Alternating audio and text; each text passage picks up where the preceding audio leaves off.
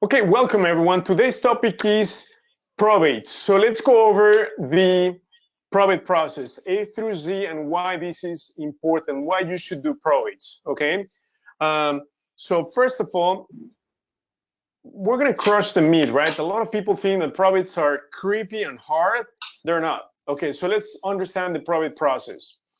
Number one, somebody dies, and then number two, the petition for probate. So either the family or the attorney open up the probate. Now, between the time that somebody dies to the time they open up the petition for the probate, it could take 3, 6 months, a year. So you never know, okay? This is an indication that the heirs are ready to move on because obviously they're going through emotional distress and it might take them 3, 4, 6, maybe a year or even longer before they're ready to move on and take action with the probate, okay? So again, this is an indication primarily for real estate investors to look at me, I'm ready, I've gone through emotional distress. What's the next step now? So the next step is the judge is going to open up the probate and then find out if there's a will. So if there's a will, it's a testate probate. If there is no will, it's called intestate. So at that point, if there's no will, the judge is going to appoint an executor or administrator of the probate, okay? But if there's a will, the will have an administrator or executor assigned to the probate. So meaning that the heirs, within the heirs, it could be one heir, multiple heirs, there's going to be one person who's going to be the decision maker, and that's usually called executor or administrator, okay? So now the next step is assets are sold, okay? Now let's make the distinction. Here we have real property versus personal property. So think about this. Real property refers to the actual real estate, okay? And personal property is the personal belongings. So if you were to flip a house upside down, whatever falls is considered personal property. So in this case, as a real estate investor, you're not interested in the personal property. You're interested in the real property or the physical house, okay?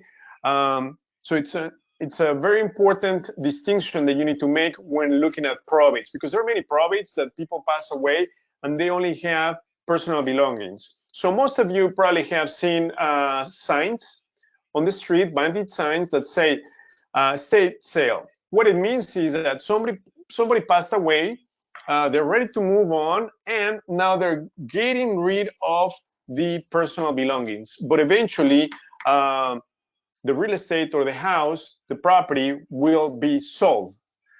Now, number 5, creditors, meaning the banks, if there's a mortgage on the property, are going to be paid first.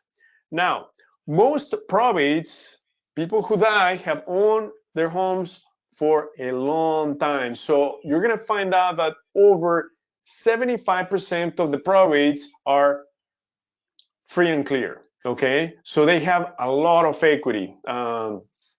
So if there's any outstanding loans, they're going to be paid off when the real estate gets sold.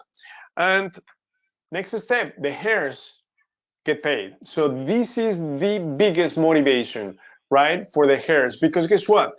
Most heirs inherit properties, real estate, that they have no clue how to manage a property. They don't even perhaps have the money for the repairs, the maintenance. So at this point, all they want is to cash out. They want to pay out the creditors and then cash out. And then finally, the probate is closed. So the entire process usually takes about a year, but it can take longer than that if there are multiple heirs and they cannot make a decision, okay? So that's the only way that the probate can take longer, or if there is a big estate. So for instance, somebody who owns a lot of real estate, then it's gonna take longer, or if the probate still generates royalties. Think about, for instance, Michael Jackson, right? his estate still generates royalties. So the probate is going to remain open for a lot longer than 1 year. Okay. Now the question is, why should you do probates? Why should you care about probates? Well, first of all, number one is because you will never ever run out of leads. Unfortunately, that is just human nature, right? All of us eventually are gonna die. Number two, heirs are gonna be extremely motivated. Why? Because again, they're not in the business of real estate. They do not understand even the probate process. So all they want is to cash out. They've made their own lives. They have their own real estate, and they just want the extra cash. Okay. Number three, the heirs perhaps don't even have the money for the repairs. It might be a great deal, great property that is in need of maintenance, but they may not have the money or the knowledge to be able to refinance, take money out, and bring it up to its previous glory, right? Number four, very little competition on probates.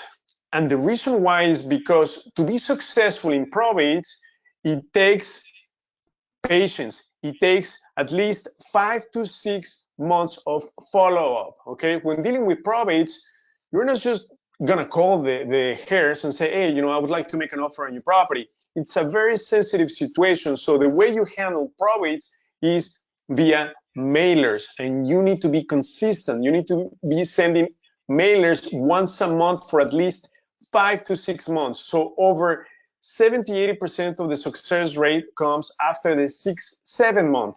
Most investors quit way before then. That is why you're going to have very, very little competition when it comes to probates. And this is one of the most lucrative lead pipes.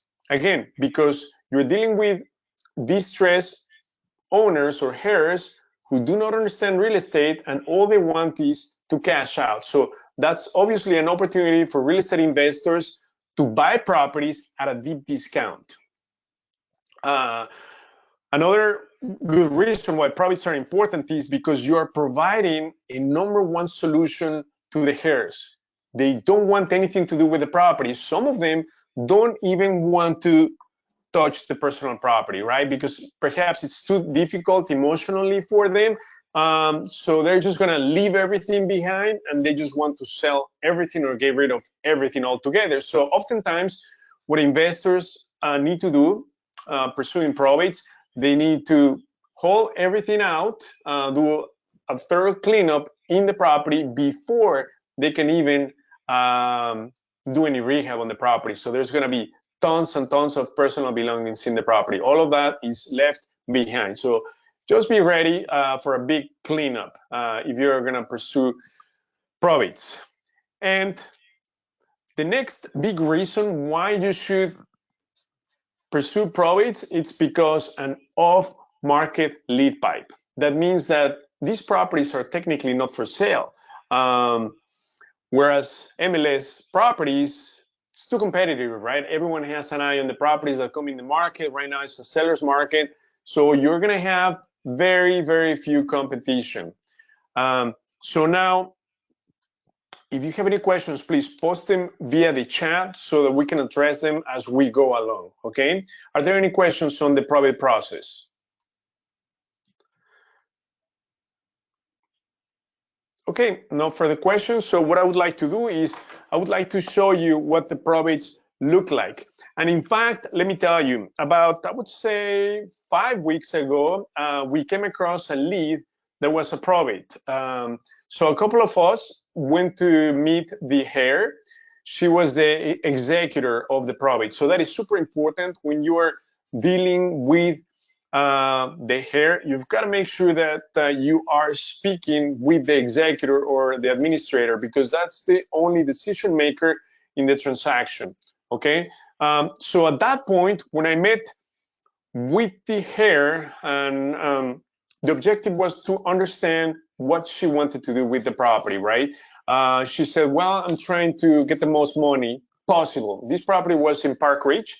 So the property, we walked the property, it was in need of so much repair.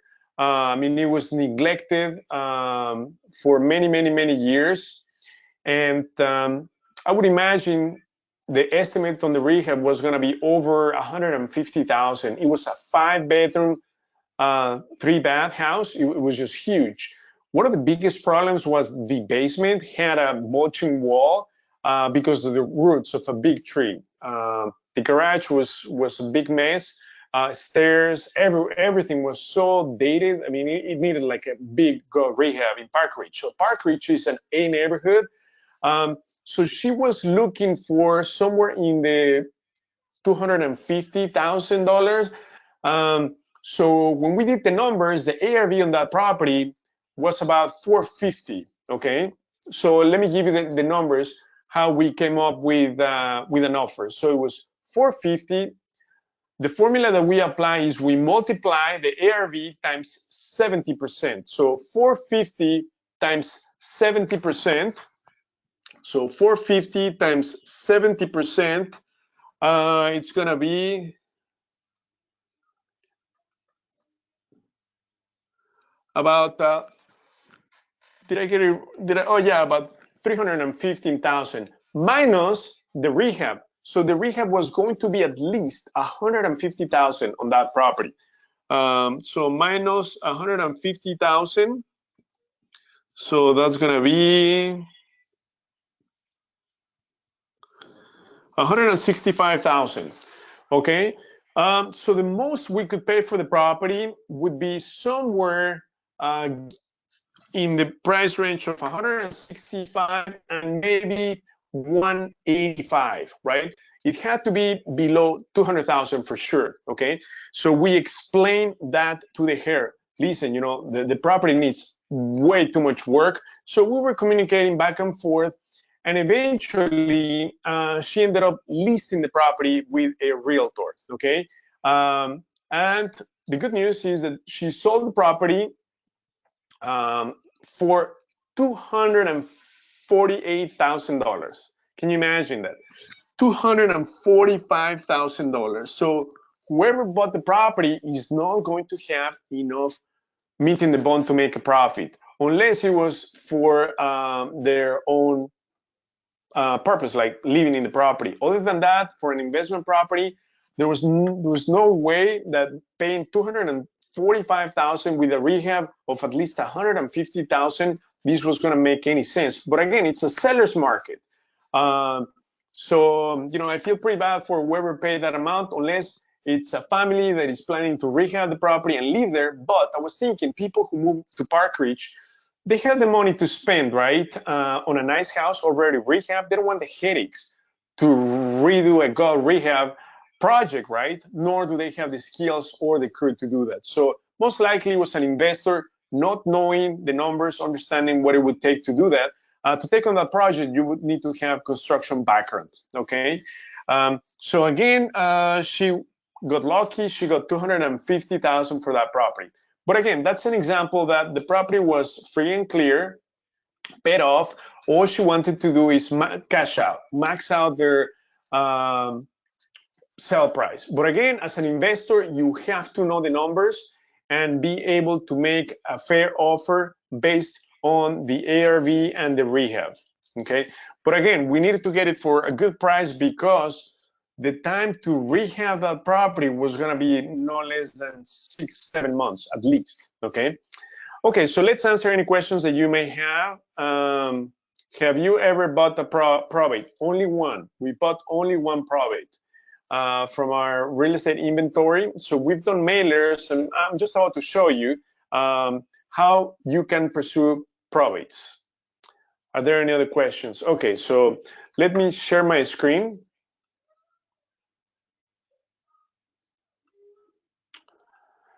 Okay, so what I'm gonna do is I'm gonna go into ChicagoDealVault, and I'm gonna show you what the probates look like and how you're gonna pursue probates. Okay, so this is ChicagoDealVault. We are going to go under off-market properties, okay? And right here, the first lead pipe is probates. And friends, for some reason, probates is the most expensive lead pipe. If you go out there and try to buy probates, it's by far 2-3 more expensive than pre-foreclosures, banked-on properties, tax sales, vacant properties. Why? I do not know. But anyway, within Chicago DealVault, it's all inclusive. So this is what we're gonna do. We're gonna filter probates by area. So just as an example, we're gonna do the page, and then I'm gonna search. Okay. Now, something that is important that I told you in the presentation, that you need to pay attention that the probate has real estate attached to it. So you want a house, real estate attached to it. Okay. So there's a filter right here called real estate. I'm gonna say yes, because now from 28, almost 2,900 is going to go down to almost half of it, 1,447, okay? So imagine half of the probates have no real estate attached to it. So obviously you have no business in those probates. It is critical for you to filter them by real estate attached to it. So I'm just going to randomly pick one in Villa Park, for instance. Okay, so this is the information that we're going to give you about the probate. So it's going to be, this is a 5-bedroom, 3-bedroom. It's a really big house, 2,500 square feet in Villa Park. And so we give you the case information right here, the filing date. So the filing date occurred actually just few days ago on January 22nd.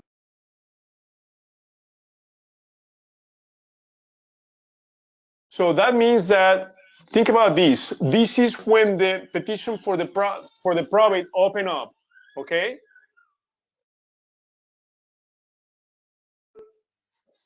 January 22nd.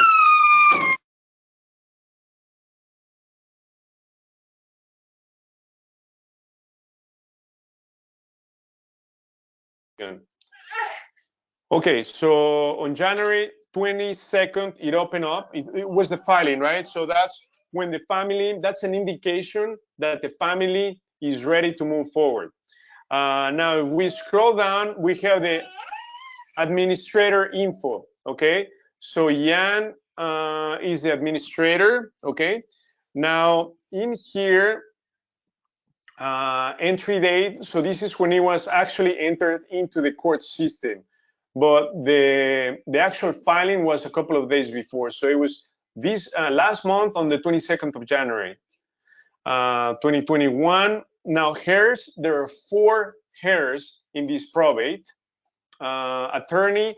So you're going to find that over 90% of the times, families are going to retain an attorney to open up the probate. So in this case, you are given the attorney's contact information, and then right below on the right-hand side, you have the deceased information. So Christina, the address, and then right here, real estate property, yes. So that means that she owned a house, okay?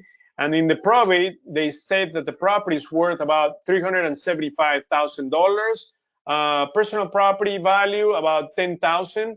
So let's just quickly go up, and indeed, she's right, or they were right when they filed the probate. The property's ARV is somewhere in the $400,000 range, low 400,000, okay? So at this point, the next question is, how do you pursue the probate, okay? So at this point, as you know, this is a fairly recent probate that just got filed about 10 days ago. But at this point, it's a clear indication that Jan is ready to move forward. So what we need to do is we need to reach out to Jan. We can do it in a couple of different ways, okay? We can either reach out to the attorney first, because the attorney is going to be very objective, right? To find out if they're willing to entertain an offer for the property, number one, or you can also do it via mailer, as I mentioned earlier. So if I go back to the probate page, Right here, we have several templates. This is the mailing campaign system. So let me just give you a quick preview of the templates. So these templates are going to be customized. They work because you pretty much empathize with the passing of the loved one. So you want to build rapport. You want to put yourself in their shoes. You know, they're going or they've gone through a lot of emotional distress. So that's the first thing, and you need to do these mailers consistently. Okay. One of the things that we do not recommend is for you to directly call the executor. Okay, that could be taken as too aggressive, too intrusive, because when you click on the name, we're going to give you their contact information, right? Their phone number, landline, mobile, everything. So you do have the option to do that. But to begin with, we highly recommend to do a combination of mailers and then reaching out to the attorney before you reach out to the executor. Okay. So again, oftentimes these properties are going to be free and clear. So in ChicagoDealVault, we tell you based on the ARV, the size of the property, we give you a rehab estimate that's driven by the location and the square footage. But obviously, you always have to see the property from the inside. And based on that, let's assume that the rehab on this property may not be 60,000. What if the rehab was 100,000? 1, 2, 3. So when you enter the rehab of 100,000, automatically we're going to adjust the max allowable offer that you can make depending on your exit strategy. So if you were to flip, I'm going to make this a little bit bigger. If you were to flip this property, the most you should offer is 193,000.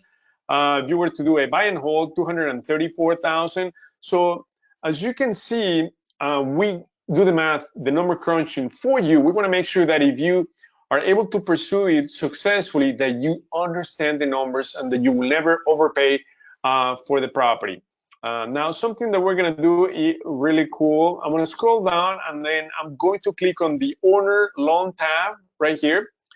I want to find out the mortgage history and who the latest owner is. So in this case, so Christina is still on the deed for the property. Okay, and then I want to see if there's any mortgage information. So transaction history back in 2011, the purchase price was 333 and the outstanding loan is 324. Okay, it was an FHA loan.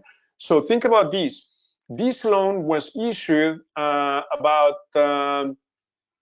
that's about 10 years ago, right? So my gut feeling is that there's an outstanding loan on this property and the debt is somewhere in the $290,000. So guess what? If we go back to the analysis on the property, think about this. Look, the most you should pay even for a buy and hold, let me just fix the rehab. Let's make it 60,000 because this is a really big property, 2,500 square feet. So I'm going to make it, being very conservative, actually 70,000.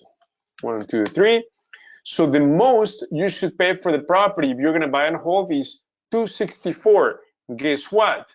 That's not even going to cover the outstanding loan amount of 290 because they took out a loan for about it's right here, 320. Yeah, 324 about 10 years ago. So guess what? This property doesn't have enough equity for you to buy it. Does that make sense? So this is the analysis that we go through on every single probate that we analyze. We want to make sure that we have enough equity because guess what? When they sell the property, guess who gets paid first? The creditors, and whatever is left goes to the heirs. Okay. So even if the property is worth, let's say 400,000, they only have about 25% equity or less. So there's very, very little room for you to make any profit. So this particular property doesn't make any sense at all because the outstanding loan is too high. Okay. But again, we give you all the information at your fingertips. So we show you who to contact, how to contact, when to contact, and not only that, but we show you whether it makes sense or not. So probates are an incredible lead pipe. In fact, talking to Andrew Holmes, he told me, Hugo, you know, if I was to start all over again, I would have focused on probates. It's one of the most important lead pipes. Again, because you will never ever run out of leads. Not only that, you have very little competition. People think that probates are creepy and hard, but they're not. As I show you, they're very simple. And what makes probates so attractive is that heirs are so motivated to cash out, right? Because they have no clue, most of them, about real estate. I mean, they don't care about it, right? They don't want to bring that property to its previous glory or do a flip or buy and hold. No, they just want to cash out. Therefore, that's an opportunity for investors to really buy a property for a deep discount, paying 50, 60 cents on the dollar. Okay, now let's answer some of the questions. I just wanted to show you a quick example. Okay. Okay, so we have Sam. Hello, are you sending mailers to subject property that nobody leaves, or find the executor? Okay, so you need to do the mailers to the executor. Okay, all the mailers are going to go to the executor or administrator of the property. Great question, Sam. Richard, did you offer the seller an option to list the property? Absolutely. We offer because I'm a managing broker, so I offer the seller the option to list the property for a 1% listing commission. Yet she decided to go with a family member. So I could not compete right there. But yeah, when we made an offer, we have two options. Either we can help list the property, or we can make a cash offer. I mean, we could wholesale the deal, or we can buy and hold or fix and flip. But those kind of projects where you need to do like a lot of work, it's best to wholesale if you have enough meat in the bone. Another question is, let me see, Jonathan, if a husband or wife dies, does the house go to the probate or just to the surviving spouse? How do we know if there's no surviving spouse? That's a great question, Jonathan. So let's say you have two spouses, but if they don't have a will, guess what's going to happen, right? So it's intestate, no will. So the judge is going to assign the executor or administrator of the will. And in this case, it's going to be the spouse by default. So it's the immediate family member or spouse. So in this case, if one spouse dies, the judge, in case there's no will, the judge is going to assign the executor role to the surviving spouse, okay? And then at that point, the surviving spouse can go through the process of obviously selling the property to pay off the creditors. Great question, Jonathan. Another question is Linda. Hello, Hugo. Hey, Linda, glad that you joined. What is your option of the opportunity to wholesale or fix and flip in 56 plus communities? Okay, great question, Linda. We have not targeted 55 plus communities, okay? So I do not know what the possibility is for, but my assumption is that anything that has enough meat in the bone that you're gonna be able to do something with it. Even if you don't buy the property for a fix and flip or a buy and hold, you would still be able to wholesale the property. I mean, the key is to get the property on the contract. And in fact, that's when you make money in real estate, when you get great deals on the contract, because you don't need to buy the property, you can just wholesale the property. Great question, Linda. I'm glad that you joined. Linda, by the way, have you done any probates? Because I know you have a lot of experience in real estate, and I'm just curious if you have addressed or done any probate.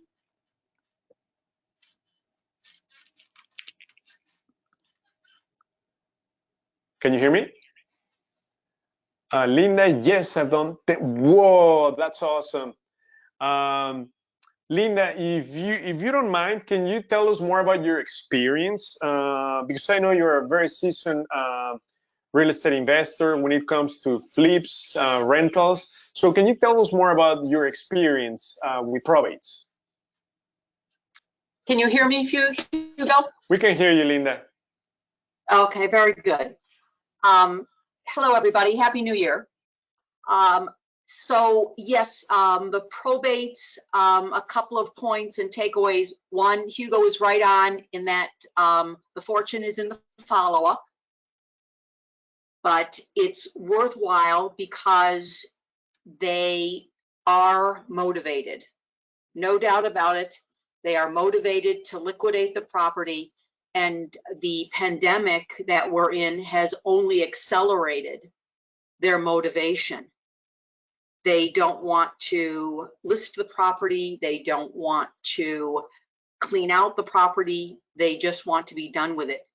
You'll find them not necessarily in Illinois, but in a state outside of Illinois, and therefore even more motivated because they don't want to travel into Illinois to deal with the issues relating to the probate. What I've found helpful is building relationships with the attorneys. And then the attorneys are willing to present your services as someone who will buy the property. It's an option for their client. So it actually puts them in a very good light because they're providing an option to their client.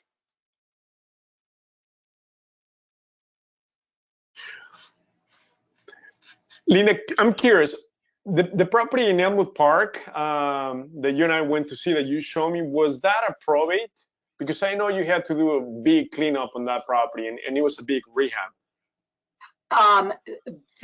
Thanks for the question, Hugo. No, that one was a foreclosure.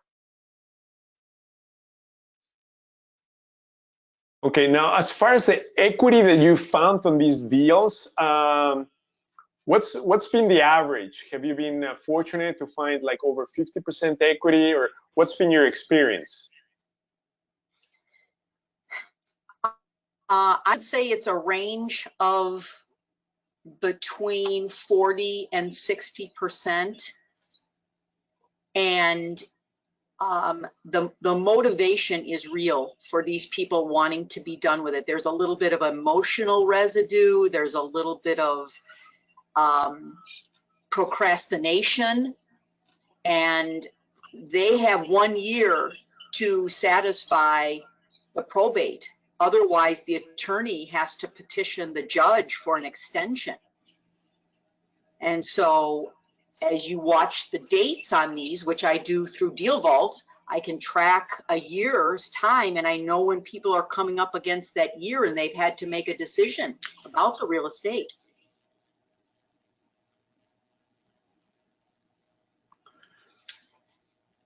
So I answered your question about the equity, and I added in something about the timing. Yeah, that's awesome. I'm curious about what's your strategy of pursuing probates? Are you doing mailers? Are you reaching out to the attorneys, a combination? Are you reaching out to the executor? What's your strategy? I am doing a combination. I will take and identify an area, say it's Plainfield. I will look at Plainfield and take the probates in Plainfield and focus on that, and doing drive-by, doing door knocking, doing calling the attorney. Lastly, I will call the administrator of the estate. Usually it's later in the process, so if it's like 6 months since the filing, I feel comfortable calling the administrator and really just saying that I'm providing them with an option. You know, they don't have to sell it to me, but who doesn't like to know their options? Right, that's a great strategy, and I totally agree with you. It's a very sensitive topic, so you've got to be very empathetic with the executor. And as Linda said, that's a great strategy to reach out to them after maybe 6 months, even though they open up the probate. That sends a message to the investors, they're ready, but emotionally, it just takes sometimes a lot longer. I mean, it depends how attached they were to the loved one, but oftentimes, yeah, it just takes a while. But yeah, I'm super excited that you've been so successful in that. Thank you for joining and sharing your experience. You're welcome. Kudos to you. Friends, are there any other questions on the line that we can help address?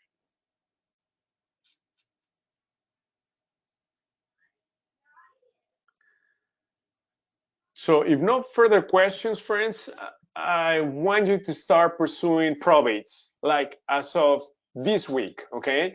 So if you still want a refresher on probates, just schedule a training right here on the green button, upper right-hand corner. We're gonna do a one-on-one with you just to go step by step how you can start the mailers, because we will automatically, let me just show you how easy it is. With a click of a button, boom, it will generate your mailing campaign for you for the ones that you want to pursue.